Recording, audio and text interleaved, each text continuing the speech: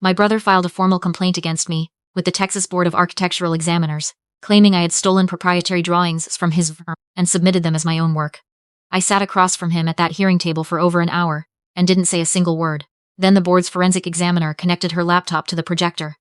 The original file opened on the screen, the metadata expanded.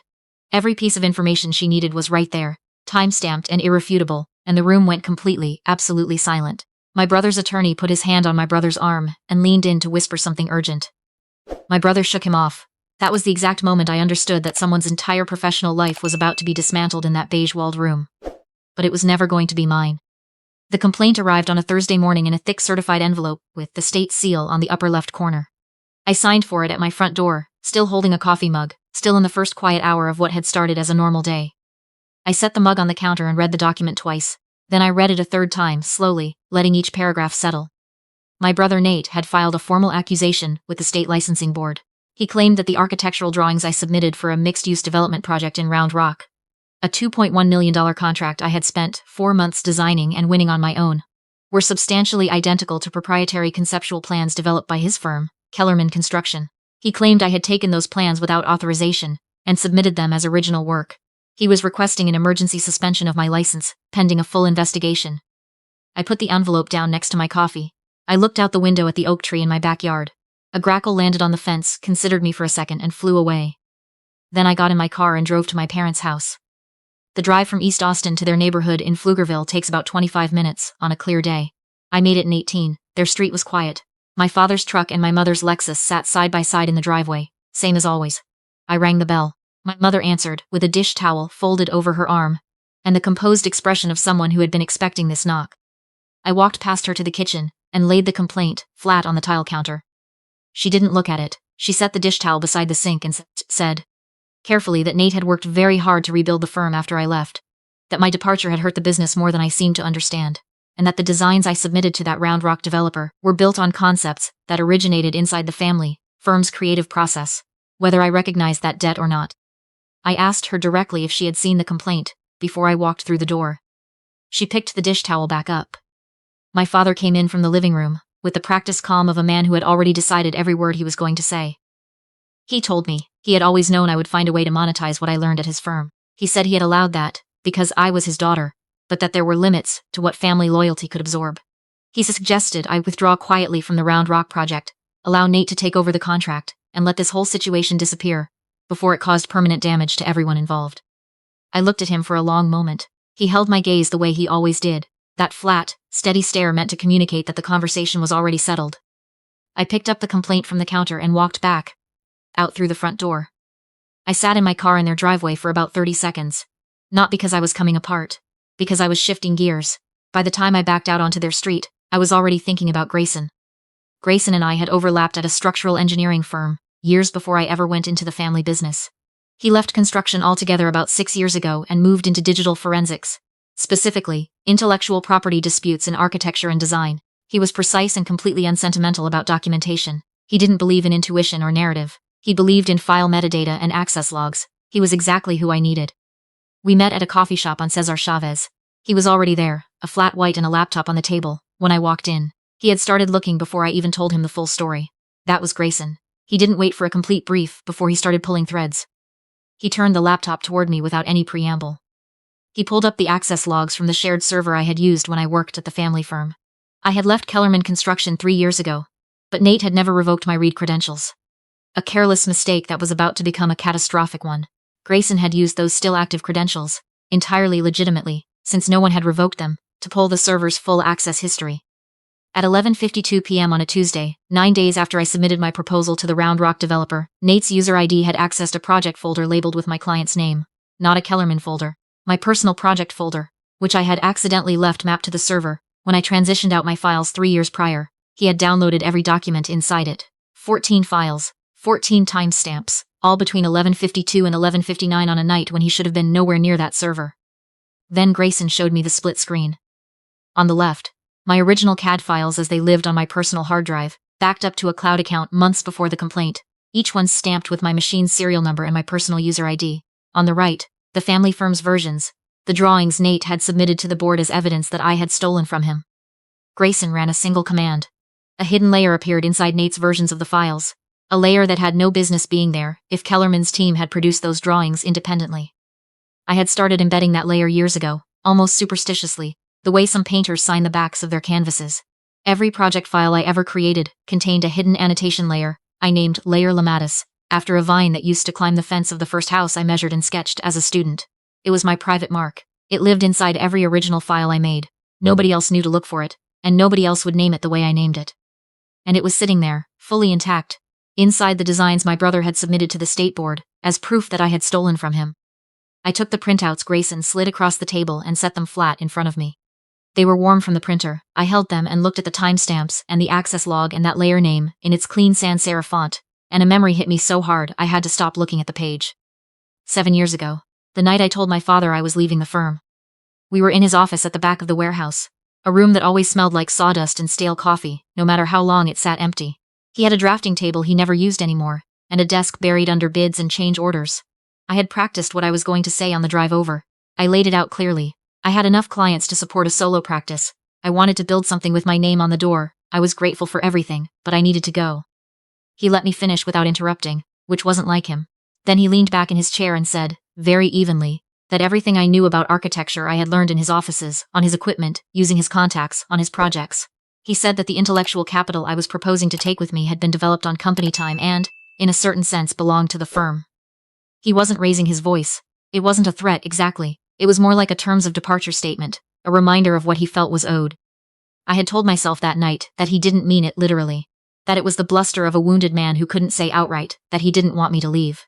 I had believed that for 3 years. Sitting in that coffee shop, I understood he had meant every single word. He had always believed that my talent was a company asset.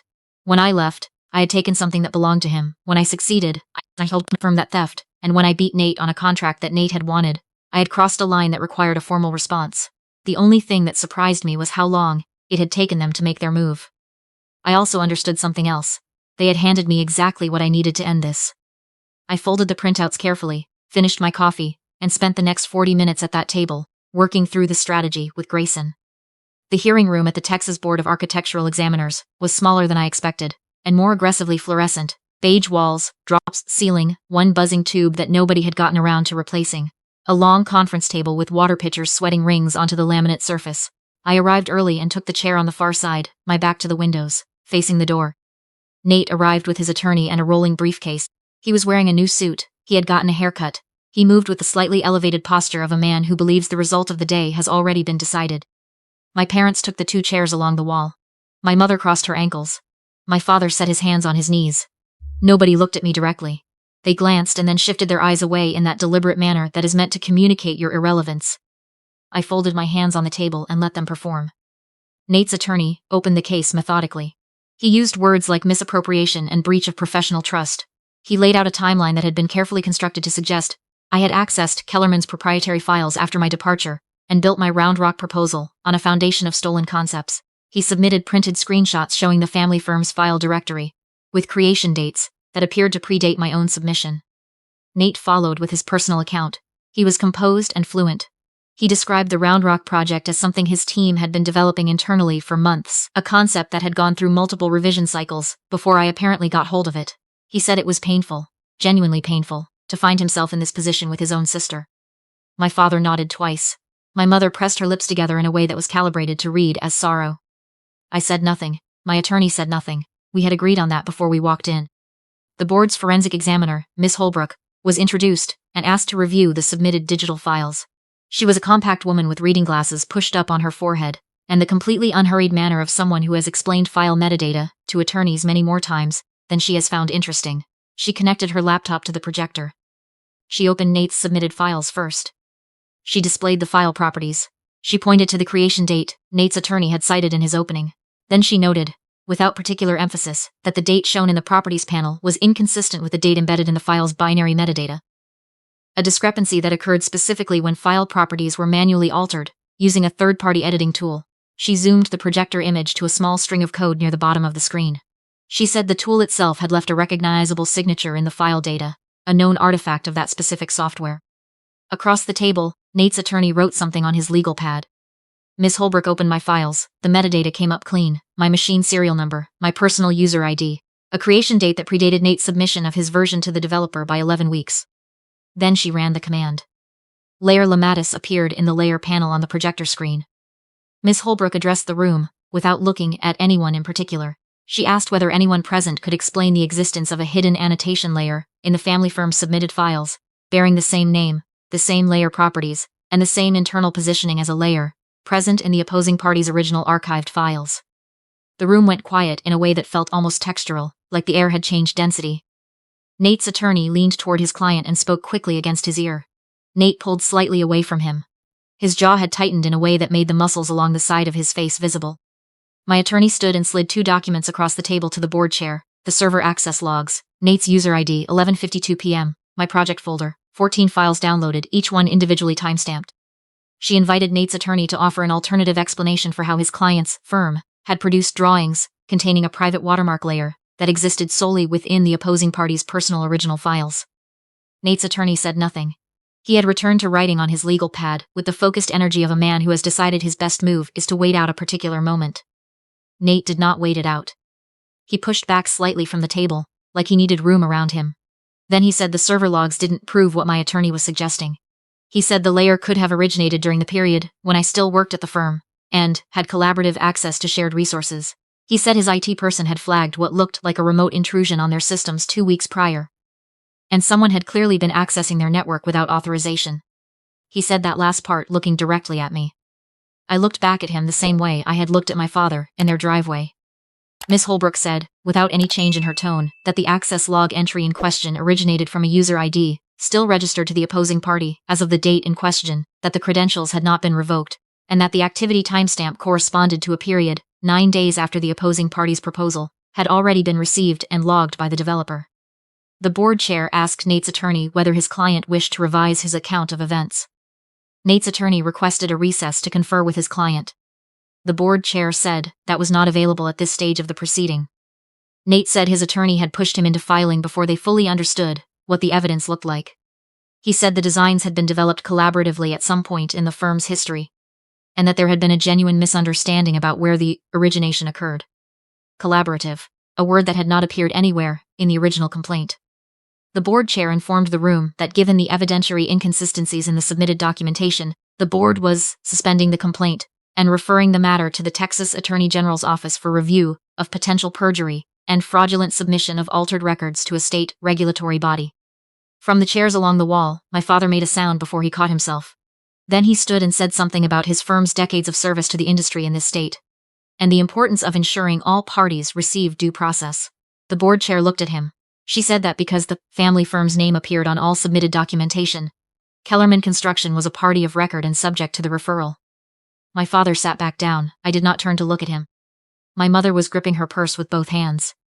My attorney and I walked out into the August heat. Austin in late summer hits you like a physical thing when you come out of air conditioning, bright and flat, and completely indifferent to whatever just happened inside. I had 3 missed calls from blocked numbers before I reached my car. 3 days later, my phone lit up with a notification I had been waiting for. The shared cloud folder I had uploaded under the name Proposed Settlement Confidential had been accessed. I had made sure, through a mutual contact, that word reached Nate that I had uploaded revised design files there as potential leverage for an out-of-court resolution. The folder was a honeypot. It logged every access with a device fingerprint, a timestamp, and an IP address. The IP resolved to my parents' home network. The device was a laptop registered to Nate's business email account. He had spent 23 minutes inside the folder, opening files, reading through what he believed were my current working designs. He thought he was gathering ammunition.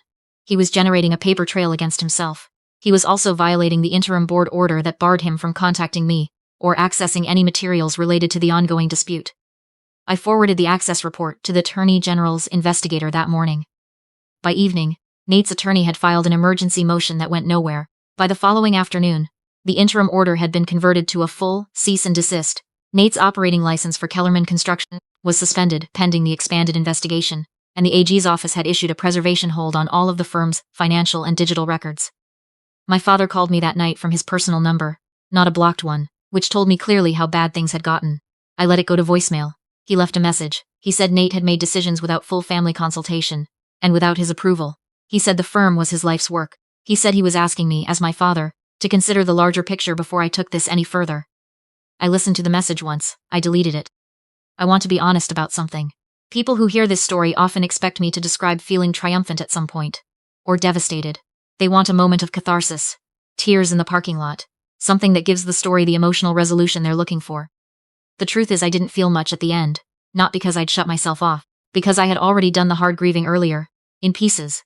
In my car in their driveway. On the drive back to Austin with the radio off. Lying awake at 2 a.m. the night the complaint arrived, staring at the ceiling of a house I had bought myself. By the time the floor gave out beneath Nate's case, I had already processed the loss of the family I had believed I had. What was left at the end was just paperwork and relief. I removed their contact information from my phone. I filed the permanent restraining order.